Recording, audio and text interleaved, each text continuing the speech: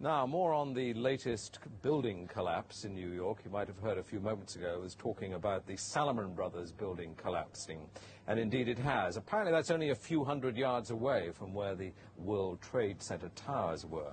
And it seems that this was not a result of a new attack. It was because the building had been weakened during this morning's attacks. We'll probably find out more now about that from our correspondent, Jane Stanley. Jane, what more can you tell us about the Salomon Brothers building and its collapse?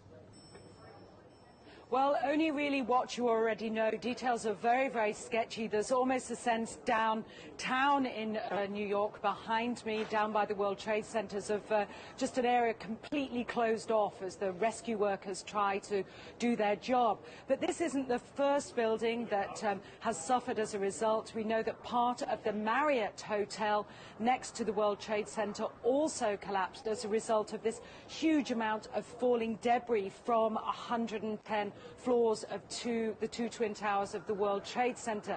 As you can see behind me, the Trade Center appears to be still burning. We see these huge clouds of smoke and ash, and we know that behind that there's an empty piece of what was a very familiar New York skyline, a symbol of the financial prosperity of this city, but completely disappeared now, and New York is still unable to take on board what has happened to them today.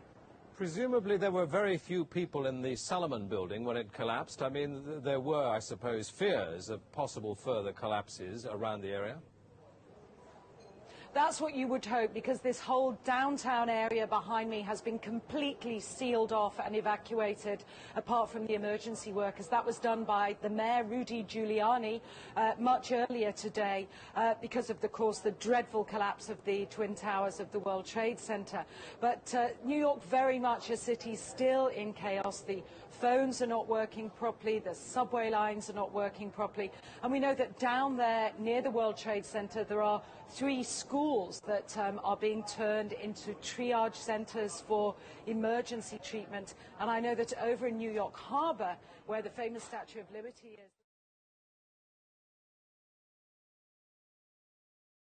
is. Jane, I think many of us, when we heard the news, perhaps on the radio earlier today, were completely flabbergasted by it and just couldn't comprehend it. I mean, it almost sounded too far-fetched. I was wondering what it's felt like for you being in Manhattan. Well, unfortunately, I think we've lost the line with Jane Stanley in Manhattan. Perhaps we can rejoin her and follow that up later.